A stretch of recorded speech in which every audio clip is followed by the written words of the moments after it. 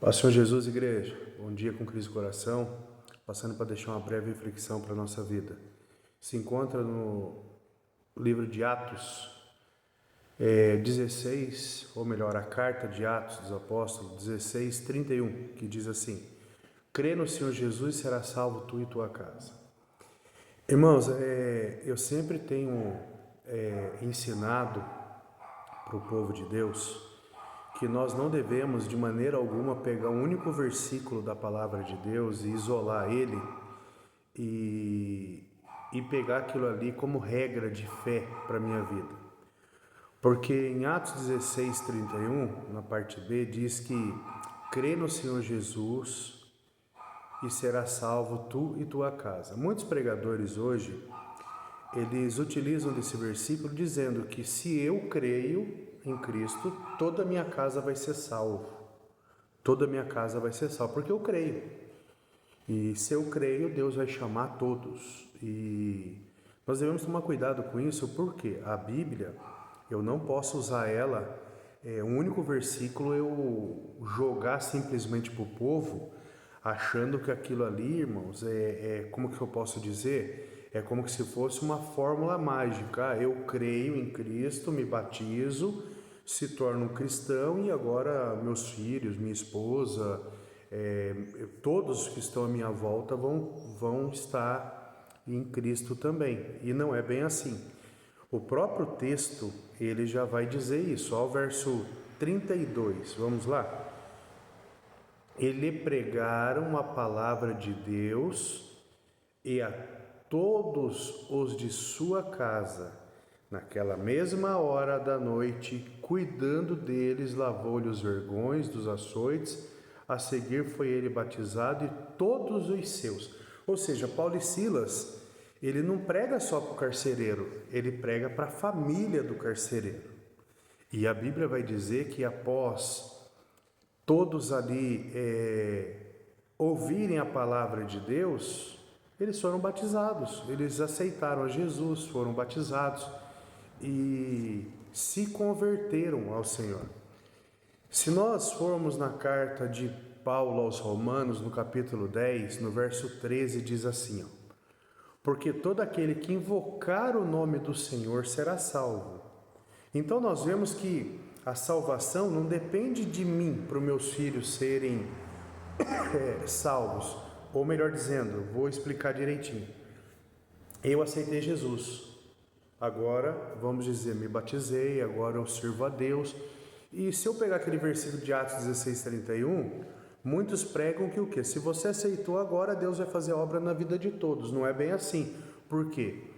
A carta de Paulo aos Romanos vai dizer que todo aquele que invocar o nome do Senhor será salvo. Ou seja, eu tenho que pregar para os meus filhos, eu tenho que pregar para minha esposa, eu tenho que pregar para minha parentela, eu tenho que pregar para os meus amigos, eu tenho que pregar para os meus vizinhos.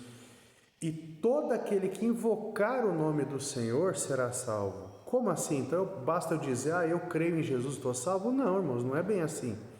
Nós precisamos ter uma vida piedosa em Cristo. O verso 14 de Romanos 10 diz assim: como, porém, invocarão aquele em quem não creram? E como crerão naquele de quem nada ouviram? E como ouvirão se não há quem pregue? E como pregarão se não forem enviados? Como está escrito: quão formosos são os pés do que anunciam coisas boas, ou as boas novas, o Evangelho. Vemos que, mesmo eu sendo cristão, mesmo eu aceitando Jesus, obedecendo a palavra de Deus, é possível sim que eu pregue para os meus filhos e eles não queiram a Cristo. É possível sim que eu pregue para minha esposa e ela não queira Cristo. É possível sim que a minha parentela ouça do Evangelho e não queira Jesus. É possível sim que nós pregamos para os nossos amigos, vizinhos, colegas de trabalho e eles não queiram Jesus. Ô louco, pastor, como que o senhor pode falar nisso? Isso é falta de fé? Não, não é não, é só você ler sua Bíblia. É parar de ser ensinado por pessoas do relativismo, achando que eu faço isso, Deus faz aquilo, eu faço isso, Deus faz aquilo. Não é assim que funciona o Evangelho, irmãos. O Evangelho é fé. E a fé, cada um tem que aflorar essa fé, cada um tem que crer. Tanto que o mesmo texto de Romanos 10, verso 14 diz, ó, como porém invocarão aquele em que não creram? É só você voltar lá em Isaías 53. O profeta Isaías, ele diz, quem creu na nossa pregação? A quem se manifestou o braço do Senhor? E aí? Nós vemos o próprio Jesus Cristo, irmãos, quando andou por essa terra, a Bíblia vai dizer que muitas pessoas o abandonaram, muitas pessoas não quiseram seguir a ele. Eu vou te dar alguns exemplos. O jovem rico, ele chega motivado diante de Jesus dizendo, bom mestre, o que é necessário para que eu herde a vida eterna? Aí Jesus fala, conhece os mandamentos? Obedeça os mandamentos. E aquele jovem lá, ele todo cheio de si, isso eu obedeço desde a minha infância, desde a minha mocidade, eu obedeço o Evangelho. Aí Jesus olha para ele e fala para ele assim, ainda te falta uma coisa. Vai e vende tudo que você tem e dê aos pobres. E a Bíblia vai dizer que aquele jovem seguiu Jesus? Ele invocou o nome do Senhor naquele momento e falou, não, eu creio, Jesus, eu quero te servir, eu vou fazer conforme tu mandas. Pelo contrário, diz que ele sai e vai embora. Diz que ele sai e vai embora. Lá em João 6, Jesus está pregando, ele está ensinando sobre o Evangelho. Muitos dos seus discípulos começaram a ir embora. Sabe por quê? Porque as pessoas hoje, elas não querem obedecer a palavra de Deus. Elas querem o Evangelho que inclua ela, ou seja, o Evangelho da inclusão. Eu quero viver o Evangelho do jeito que eu quero. Ah, eu sou obreiro da casa de Deus, sim. Um obreiro, a Bíblia diz que é um trabalhador da obra de Deus. E você tem trabalhado no quê? Tem feito o quê para o Evangelho? Para o Evangelho crescer?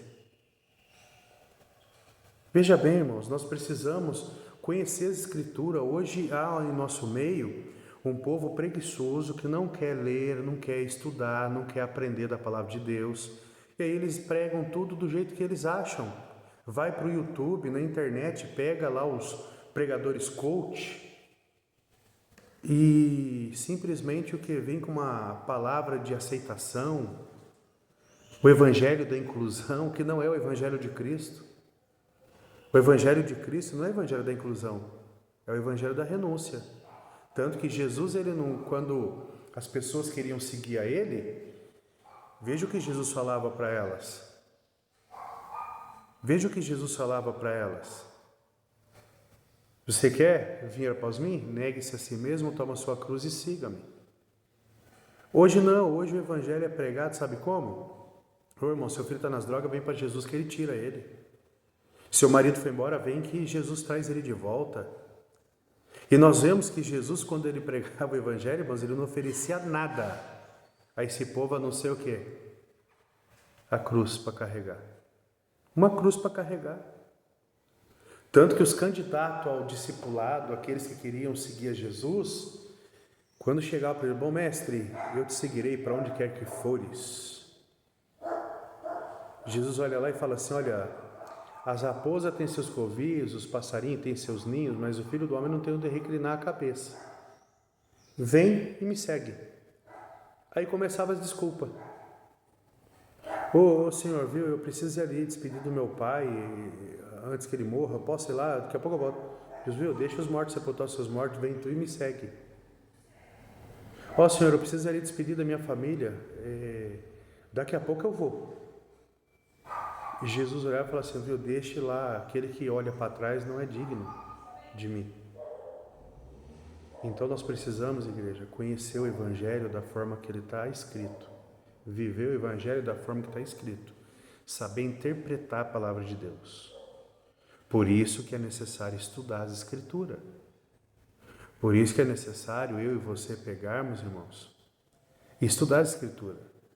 Eu fico meio, sabe, pasmado hoje com o crescimento do cristianismo sem base bíblica. Porque, veja bem, você vai se tornar um engenheiro, você precisa o quê? Fazer uma faculdade. Você vai se tornar um pedagogo, você precisa de uma faculdade. Você vai se tornar aí um policial, você precisa estudar para você passar num concurso. Você vai hoje ser um advogado, você precisa para a faculdade estudar. Você precisa ser um pedreiro, você tem que estudar, porque senão você não consegue fazer bem feito uma casa, um prédio. Aí você que diz que serve a Deus, o Todo-Poderoso, que crê em Deus, que quer morar no céu, pela sua preguiça, sua inércia, você chega simplesmente e fala, não, eu não preciso estudar a Escritura não, porque a letra mata, o Espírito vivifica. Irmãos, quando Paulo diz que a letra mata o Espírito que dá vida, ele está dizendo que a lei mata e o Espírito que dá vida. Ele não está falando que você estudar a Bíblia vai te matar, não. Pelo contrário, o que vai te matar é você ser um ignorante acerca das Escrituras, porque você vai aprender errado, viver errado e ensinar errado. Então nós precisamos, igreja, com toda a humildade, sabe, no coração. Não estou sendo aqui altivo de coração, não estou sendo o dono da razão, não estou aqui falando que só eu sei. Não, não é isso não. Nós precisamos estudar a palavra de Deus, irmãos. Para a gente não fazer errado. Tem tantos pastores cometendo tanta heresia hoje aí no nosso meio. Sabe, pega um texto da Bíblia isolado, não estuda sobre aquele assunto e simplesmente aplica na igreja. Aplica na igreja. Aí vira, sabe o que, irmãos? Igual os fariseus. Regras de homens. Para você receber sua bênção, você tem que dar R$300 de Gideão, que simboliza os 300 valentes de Gideão. Para você ir para o céu, você tem que ser dizimista, fiel, que senão você vai para o inferno. Heresias. Heresias. Sabe, irmãos, a Santa Ceia. Não, irmãos, a ceia não é santa, não. Quem tem que ser santo sou eu, quem tem que ser santo é você. E não existe essa palavra Santa Ceia. Existe a palavra ceia, a ceia do Senhor. A ceia do Senhor. Então que eu e você venham, irmãos, estudar as Escrituras. Que não se apegue no único versículo da palavra de Deus e aplique na tua vida, achando que porque você é crente, seus filhos vão ser crente. Eles precisam crer. Eu e você precisamos pregar para eles, como diz a palavra de Deus, se possível for, sem palavra. Quer dizer o quê? Com o seu testemunho de vida. Você não precisa ficar convidando seu filho, sua filha para vir na igreja todo dia. Basta eles ver Cristo em você. Basta ele ver Cristo em mim. E mesmo assim ainda é possível, tá? Que eles não queiram o Cristo que nós servimos. Queira Deus que eles aceitem. Mas isso, como diz a palavra do Senhor, todo aquele que invocar o nome do Senhor será salvo. Não é eu invocar por você, não é você invocar por mim. É você que tem que confessar Jesus como seu Senhor e Salvador de sua vida. Amém, igreja? Deus abençoe, um ótimo domingo a todos. Em nome de Jesus.